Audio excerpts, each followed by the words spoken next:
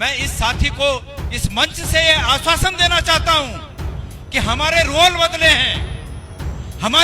बदले हैं, लेकिन इस पार्टी में और इस प्रदेश में आपका स्टेक उतना ही होगा जितना प्रदेश में आप अध्यक्ष बनते हुए अपना स्टेक समझते थे।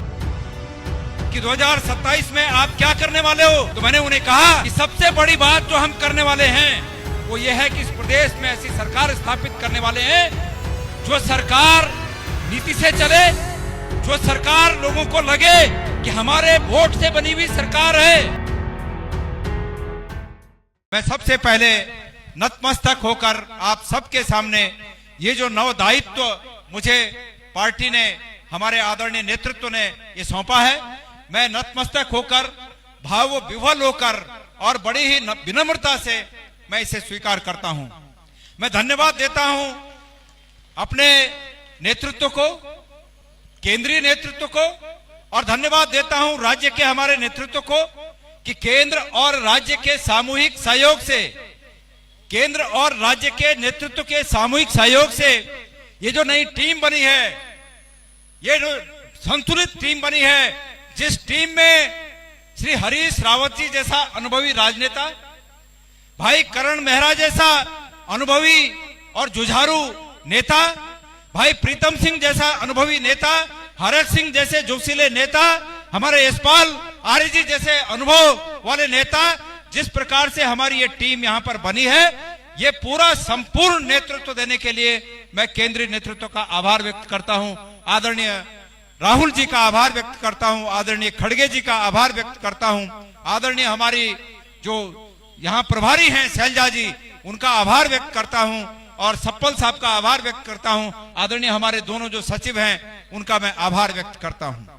मेरे साथियों, ये तो सत्य है कि समय अधिक हो गया, लेकिन इस मौके पर मन की बातें ना की जाए तो ये माहौल और ये जो कार्यक्रम है ये अधूरा रहेगा।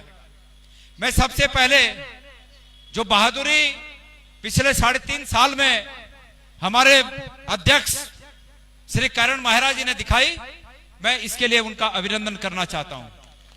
भाई करण, थोड़ा आगे आए आप सब जानते हैं यही मंच था, और चुनाव जब हम लोग इस प्रदेश में हम 19-20 सीटों पर रह गए, जब 2022 की बात है, तो बदलाव तो स्वाभाविक प्रक्रिया है, बदलाव हुआ, लेकिन माहौल ऐसा था कि माहौल हारने के बाद, एक सेना का हारने के बाद आप समझ सकते हैं कि क्या माहौल था। और उस माहौल में भाई करण मेहरा जी ने जिस बहादुरी से ये कार्यक्रम संभाला, ये पदभार संभाला, और आज उस मायूसी के माहौल को आज जो इस जोशीले माहौल में बदल दिया, ये अगर श्रेय जाता है तो हमारे इस जुझारू नेता को जाता है, इस आदरणीय साथी को जाता है। और मैं आज इस पद पर यहां पर दोबारा आने के बाद मैं इस साथी को इस मंच से ये आश्वासन देना चाहता हूं कि हमारे रोल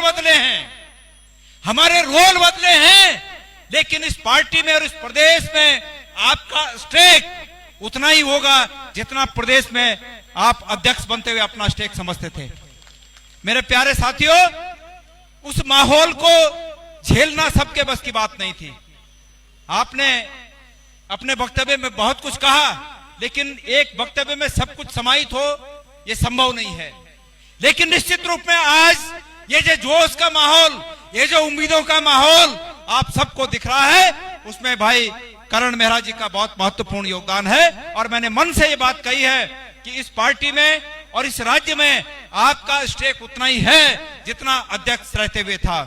मैं धन्यवाद देना चाहता हूं आदरणीय साथियों कि हमारे बीच मैं अभी जब आप लोग भाषण कर रहे थे तो मैं कल्पना कर रहा था कि इस राज्य में 2027 के बाद जो सरकार बनेगी, मैं हमारे मीडिया के साथियों से अपनी बातें शेयर कर रहा था। मुझे मेरे मीडिया के साथी कह रहे थे कि 2027 में आप क्या करने वाले हो, तो मैंने उन्हें कहा कि सबसे बड़ी बात जो हम करने वाले हैं वो ये है कि इस प्रदेश में ऐसी सरकार स्थापित करने वाले हैं जो सरकार नीति से चले, जो सरकार लोगों को लगे कि हमारे वोट से बनी हुई सरकार है, और उस सरकार का चेहरा हमारे ये मंच पर बैठे हुए तमाम नेतागण, आदरणीय कुंजवाल जी से लेकर, आदरणीय यशपाल जी से लेकर, हरीश रावत जी से लेकर, हमारे प्रीतम सिंह जी से लेकर, हरक सिंह जी से लेकर, करण भाई से लेकर, निजामुद्दीन भाई से लेकर, ममता जी से लेकर, ये वो सरकार होगी कि जो कि वो इस प्रदेश के सपनों को साकार करेगी।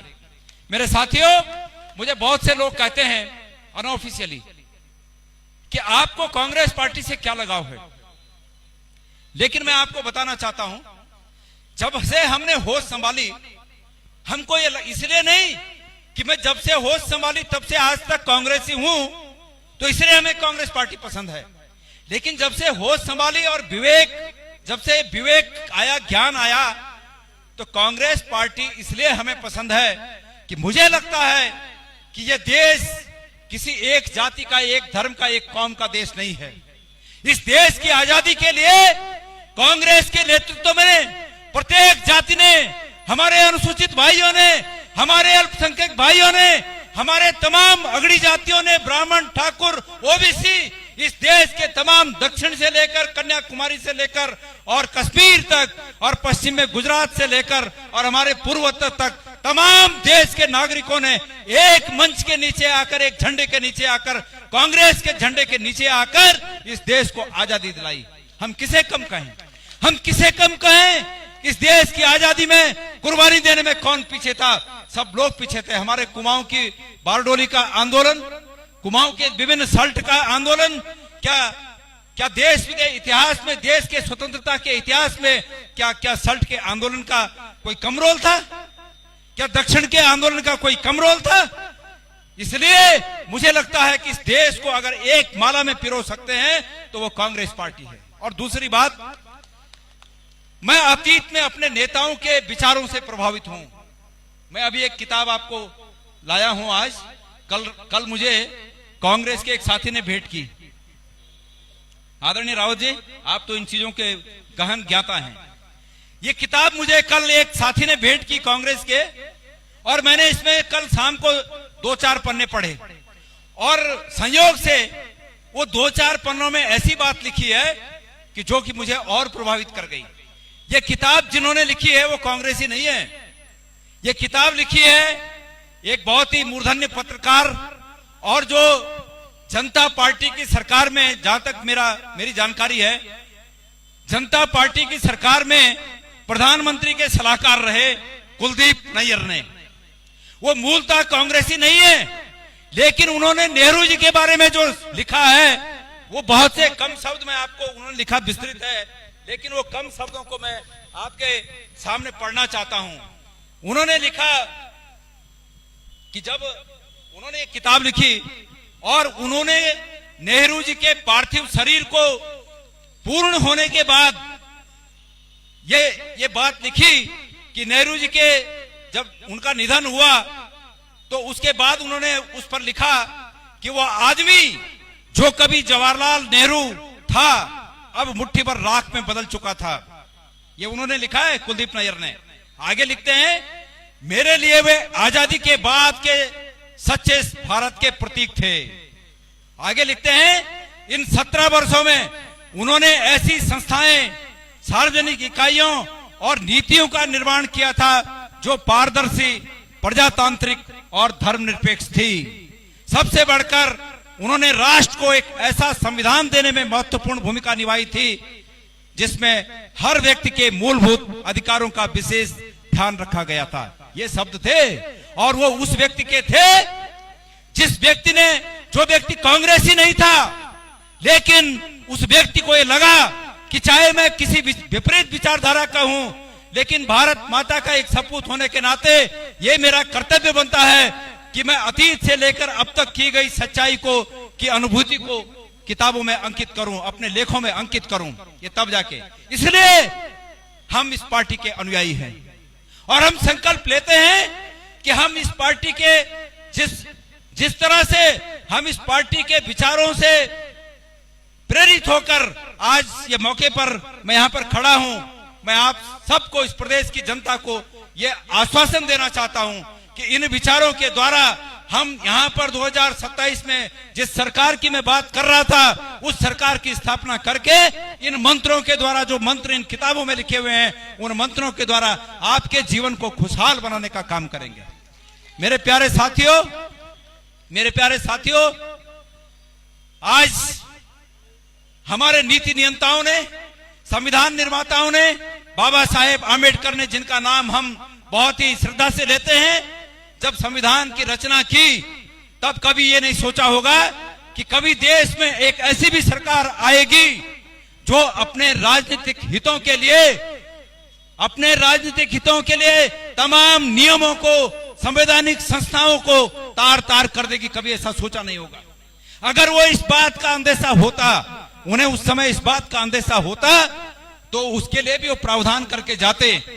लेकिन उस समय ऐसा था, भलमानुसी का जमाना था, ऐसा समय था कि किसी को इस बात का आभास नहीं था कि ऐसी सरकारें आएंगी जो लोगों के वोट खरीद कर सरकारें बनाएंगी। अभी हमारे साथी रणजीत रावत जी हमें हिदायत दे गए कि भाई बिहार का चुनाव देख लो। आदरणीय रावत जी ने भी बिहार के चुनाव की चर्चा की, लेकिन बिहार के चुनाव की कुंजी क्या है? बिहार के चुनाव की कुंजी यह है कि आचार संहिता लगने के बाद बिहार के तमाम 75 लाख 80 लाख बहनों को चुनाव के समय 10-10 हजार रुपए दिया जाता है। और मुझे इस बात की कोई मतलब शक नहीं, मेरा विश्वास है कि जब यहां चुनाव आएगा तो यह सरकार तब यही बदमाशी यहां भी करेगी।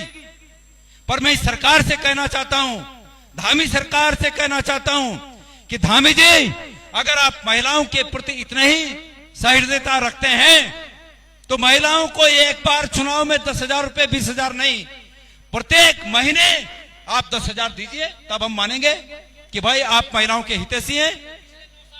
और मैं एक चीज कहना चाहता हूं, मैं मेरी बहनों से, इस मंच से मैं मेरी बहनों को यहां से मैं मेरी बहनों को संबोधित करना चाहता हूं, प्रदेश की हमारी माताओं को संबोधित करना चाहता हूं।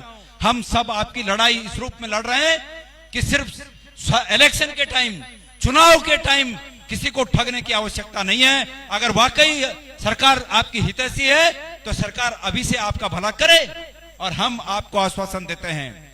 मेरा मानना है, मैं मांग करता हूं कि तत्काल 2 महीने के अंदर यह सरकार कम से कम 5 साल का 50,000 रुपया, क्योंकि इन्हें 5 साल अब होने को जा रहे हैं, 5 साल का 50,000 रुपया प्रत्येक हमारी बहन के खाते में डाले, तब हम मानेंगे। और ये नहीं डालेंगे, ये 10,000 इलेक्शन के टाइम डालेंगे, लेकिन ये सरकार जब बनेगी तो उस 50,000 में से जो बाकी बच जाएगा, 10,000 ये डालेंगे तो 40 बच जाएगा।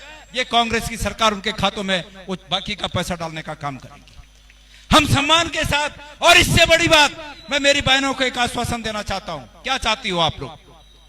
क्या रक्षाबंधन के दिन कांग्रेस की ये टीम पूरे राज्य भर में घूम घूम कर ऐसे आयोजन करे, जिन आयोजनों में हम बहनों के हाथ से राखी पहने और अपने हाथ से उन्हें एक गारंटी कार्ड दें कि बहन, ये गारंटी कार्ड है तुम्हें, और हमारी सरकार बनने पर तुम अपने जिस बेरोजगार भाई को सरकारी रोजगार देना चाहोगे, ये गारंटी कार्ड रक्षाबंधन के एवज में दक्षिणा के रूप में हम अपनी बहनों को देने का काम करेंगे। क्या चाहती हैं? क्या इनके 10,000 से पूरा होगा? मेरे साथियों, मैं इस मौके पर हमारे इस दौर के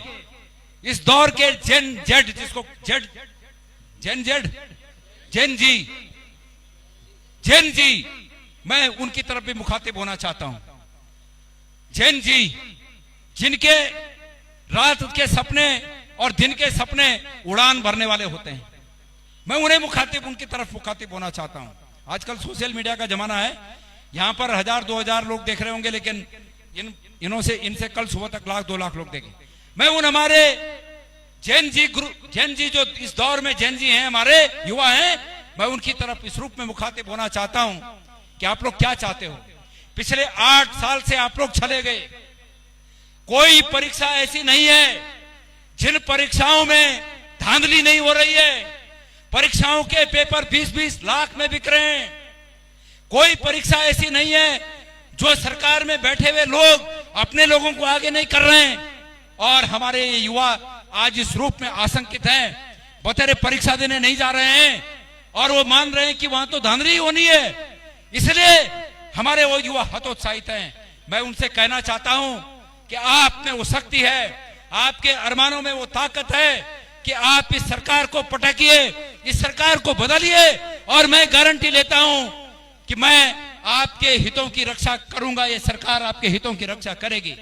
मैं एक चीज और कहना चाहता हूं मेरे प्यारे साथियों, मुझे आज याद आया बैठे बैठे,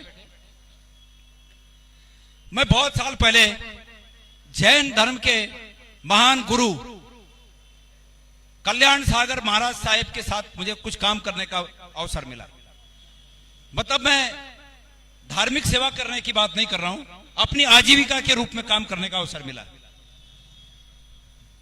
वो दक्षिण गुजरात के भिलाड़ में नंदीगाम एक जगह है और दक्षिण गुजरात के भिलाड़ के नंदीगाम की उस जगह पर एक विशाल मंदिर है, जैन मंदिर, सिमंदर स्वामी जिन मंदिर बोलते हैं उसको। उस मंदिर में बड़े बड़े ठेकेदार थे, उनके साथ मुझे भी उस मंदिर में थोड़ा सेवा करने का मौका मिला आजीविका के रूप में। कल्याण सागर महाराज साहेब मेरे तर्कों से बहुत प्रभावित थे और मुझे चाहते थे कि मैं जैन मुनि बनूं, पर मैं अपने माता पिता के प्रभाव में था और मैंने महाराज जी से क्षमा प्रार्थना की कि महाराज मेरे माता पिता नाती नतने खिलाना चाहते हैं, इसलिए मैं साधु नहीं बन सकता। पर वो जैन मुनि के शिष्य थे शिव सागर महाराज साहब। मैं अपने ये युवाओं को जो जिनको मैं जैन जी बोल रहा हूं, मैं उन्हें मुखातिब होकर इस बात को कहना चाहता हूं।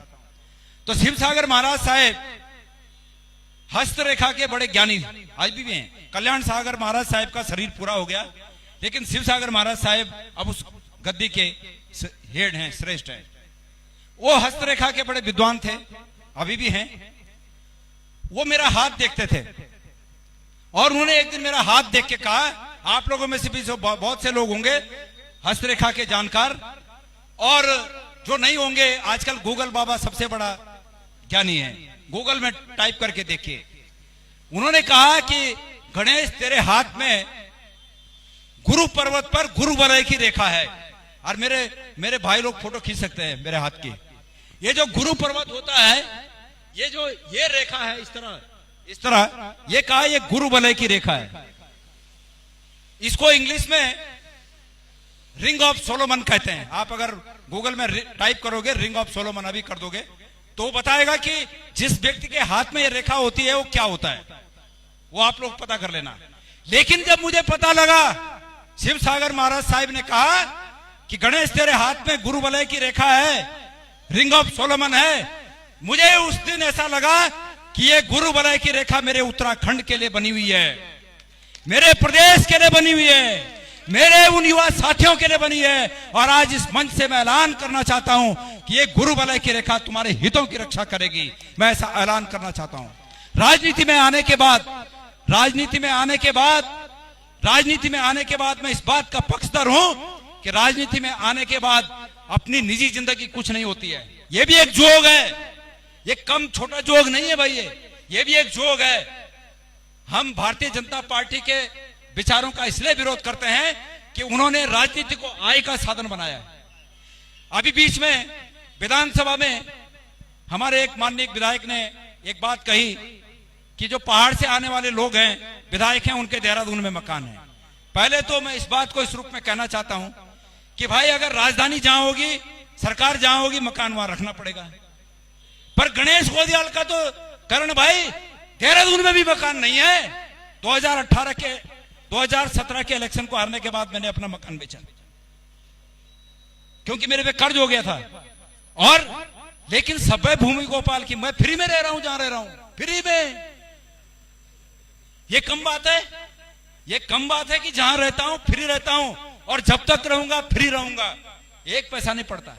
तो सवाल यह है कि मुझे इस बात की फिक्र उतनी नहीं है कि मेरा क्या होगा, हमें इस बात की फिक्र है कि हमारे लोगों का क्या होगा। आज आपने देखा विभिन्न विभागों में तमाम भ्रष्टाचार मचा हुआ है। मैं अभी माननीय हमारे प्रधानमंत्री जी आए थे, मैं उनका प्रधानमंत्री है इसलिए बहुत आदर करता हूं और करना चाहिए, क्योंकि हमारे देश के पता नहीं कितने करोड़ों लोगों ने वोट देकर उन्हें प्रधानमंत्री बनाया।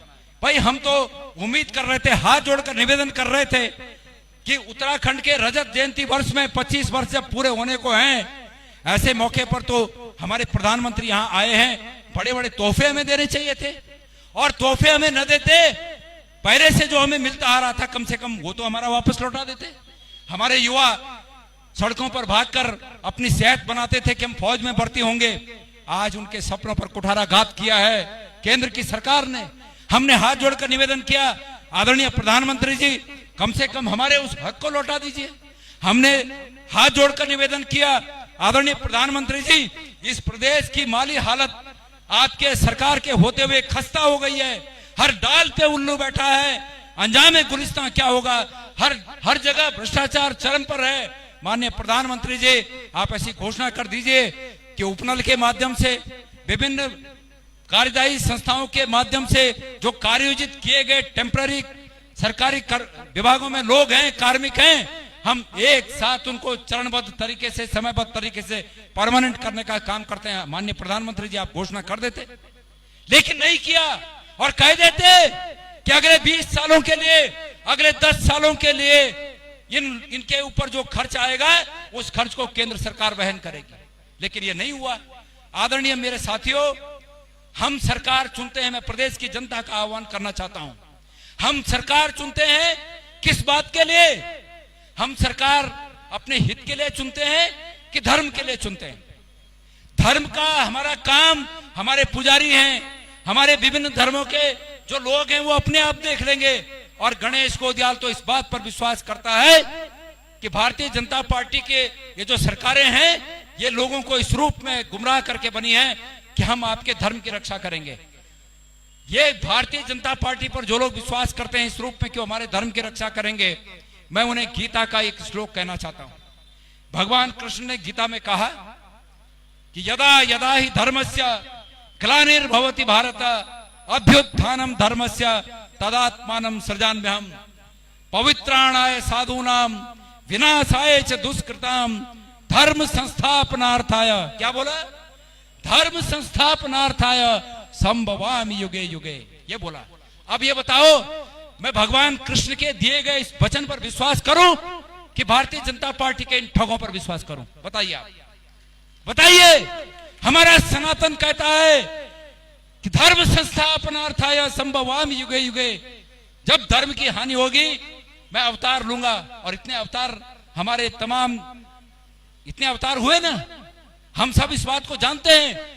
तो वो लोग जो इसलिए बीजेपी को समर्थन देते हैं कि वो धर्म की रक्षा करेंगे, मेरे वो साथियों को मैं यहां से कहना चाहता हूं कि असलियत में वो आपके धर्म की रक्षा नहीं करेंगे।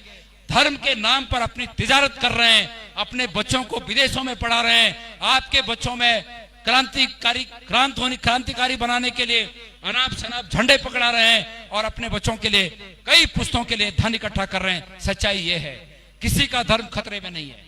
क्यों? कि इसकी रक्षा परमेश्वर ने करने का वादा किया हुआ है। तो मैं बहुत अधिक न कहते हुए मैं पूरे उत्तराखंड के हमारी तमाम माताओं से, बहनों से, युवाओं से, बुजुर्गों से ये निवेदन करना चाहता हूं कि आइए और इस उत्तराखंड में इस राज को बदलने के लिए कृत संकल्पित होइए। मैं उन तमाम साथियों का जो राजनीतिक दल से के रूप में हमारे अंग हैं, कार्यकर्ता हैं और बड़े जोश खरोश के साथ यहाँ आए, उन सबका धन्यवाद ज्ञापित करता हूं। जरा बैठो भाई 2 मिनट, उनका धन्यवाद ज्ञापित करता हूं। लेकिन उन साथियों का भी धन्यवाद ज्ञापित करता हूं जो किसी राजनीतिक दल में नहीं है, लेकिन आज हमारे मनोबल को बढ़ाने के लिए सड़कों पर उतरे। और देहरादून की तमाम सड़कें जिन्होंने पूरे छाप दी, उन सबको भी मैं धन्यवाद ज्ञापित करना हूं। अब ये एक बात बताइए, ये सरकार बदलनी क्यों चाहिए? ये सरकार इसलिए बदलनी चाहिए, मैं ऐसा महसूस करता हूं कि अगर हमारे जो अंदर हमने कपड़े पहने हैं ये कई कई दिनों तक, सालों तक अगर नहीं बदलेंगे तो झूम पड़ जाते हैं। और इसी प्रकार इस सरकार को न बदलने के कारण उस सरकार में झूम पड़ गए। और वो झूम मारने आवश्यक है, वो बदलने आवश्यक है, कपड़े बदलने आवश्यक है, वो सरकार बदलनी आवश्यक है। वो सरकार बदलेगी तो निश्चित रूप में नयापन आएगा। और मैं विश्वास दिलाता हूं आपको, हम एक ऐसी सरकार की स्थापना करना चाहते हैं जो सरकार आगे, जिस सरकार के लिए लोग ये याद करें कि ये सरकार लीक से हटकर भ्रष्टाचार को खत्म करने वाली सरकार और नीति पर चलने वाली सरकार है, ऐसी सरकार बनाना हम चाहते हैं। इसीलिए पूरे राज्य के लोगों का आशीर्वाद हमें आपसे अपेक्षित है, आप सब लोगों से वो आशीर्वाद हमें अपेक्षित है। बहुत समय हो गया, मैं हमारे तमाम नेतागणों का, आदरणीय कुंजवाल जी, हमारे गोपाल राणा जी, बहुत सीनियर, देखिए इतने बड़े बड़े लोग यहाँ पर हैं। लोग बोलते हैं गांधीवाद क्या होता है। अगर किसी को गांधीवाद देखना है साक्षात तो कुंजवाल जी के दर्शन कर ले।